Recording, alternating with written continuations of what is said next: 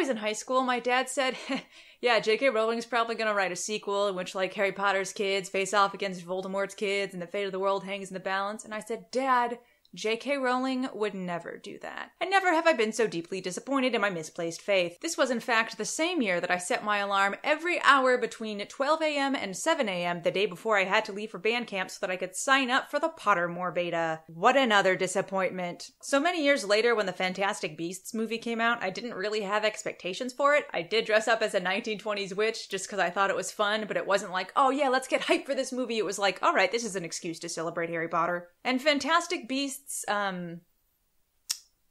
sure was a movie. What irks me is not the quality of the movie, but it's the compulsion to take a bunch of, like, leftovers from the books and, like, some J.K. Rowling tidbits and, like, mix them all up and be like, here's a new thing. It's like getting a turkey sandwich the week after Thanksgiving. Like, yes, I see that you put some mayonnaise on it, but it is really the same thing and I would desperately like something new. And there's this, like, contextless copy-paste. They take the scene from Prisoner of Azkaban with the Bogart and they just insert it into the second Fantastic Beasts movie for some reason. In Prisoner of Azkaban, it was essentially an unorthodox idea, like, improvised by a teacher because they happened to have caught a Bogart, not a staple of the curriculum. Let alone the fact that Dumbledore isn't even a Defense Against the Dark Arts teacher, he teaches Transfiguration. There's no real reason for it except for pointless intertextuality and fan service that nobody asked for. Speaking of Dumbledore, how could I make this video without mentioning the Dumbledore debacle? First of all, both the original and the sequel are like a very moralistic tale in which we basically fight magical fascists, and they're very, very evil, and there's not really a lot more to it. They go into something a little more interesting in the Fantastic Beasts movie, where religious fanaticism basically, like, prevents Ezra Miller from, like, knowing who he is and, like, being honest with himself because he's so afraid of what's going to happen to him. And he has people tell him that, like, something that's a part of him is wrong and bad, and he feels like he has to hide it from the world because of the results that will happen if he comes out. Which is like, yeah, I can definitely get behind that. A lot of people have experienced that over the course of their lives, especially historically. And then you have a canonically gay man, as touted by J.K. Rowling time and time again, #woke, that you don't actually make gay in the movie he appears in?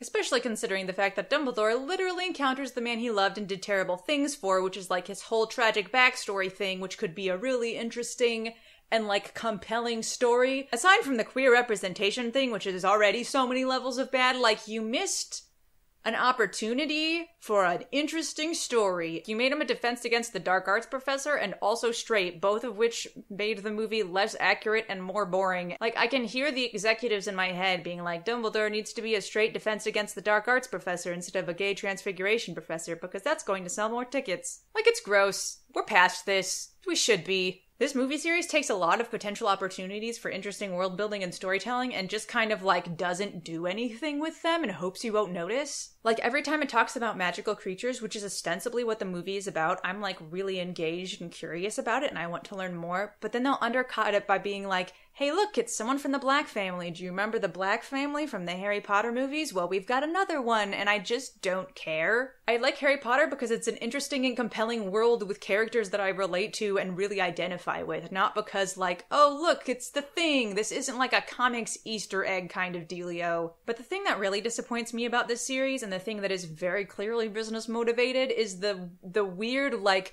movie universe-ifying of Harry Potter, like it's the Marvel Cinematic Universe, except with wizards. They literally have a Wizarding World logo now, and it ties in with the theme park, and it ties in with the products, and it ties in with all of the other movies.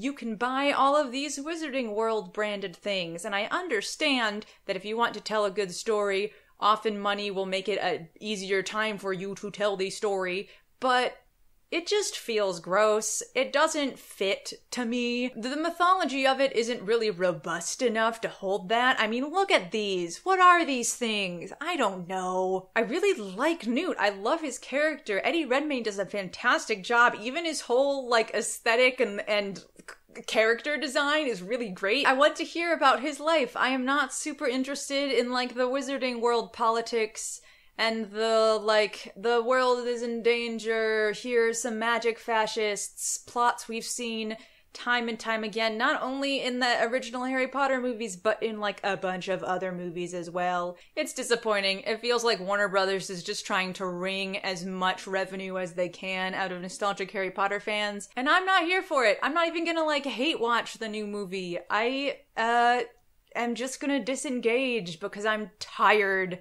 and it's exhausting and I don't want to be a part of this anymore. But the good news is that there are so many good stories out there through podcasts and comics and books and movies and television, and there's so much out there that I can still engage with, and as soon as something begins to get like really stretched out and like spun off and all of this stuff and it's no longer interesting or compelling, I am not obligated to be a part of that anymore. I can go find like new and better stories that compel me in the ways that like the original Harry Potters did and not try and keep like rehashing the old thing. And I think that's wonderful.